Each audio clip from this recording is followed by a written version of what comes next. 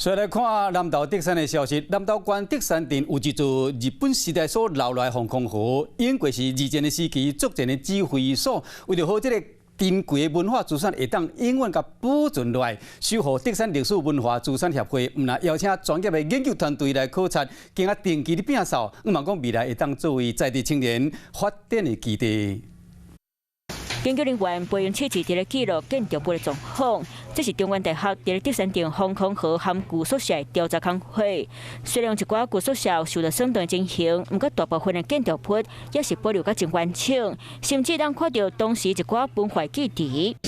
其实有几栋保存的状况其实是还不错啦。那有一些可能是因为有人居住的关系，它其实都还有在维护。为了把这款珍贵的历史文化会当保存落来，地方文书团体就成立南投县守护德山历史的文化资产协会，而且拢会定期邀请志工来遮变动环境，协助专业的学术团队进行调查。 每个月我们会选一天来这个场域，就是志工大家主动的来整理环境。这项基础的调查已经到上尾阶段，将规划会伫咧今年8月会来发表成果。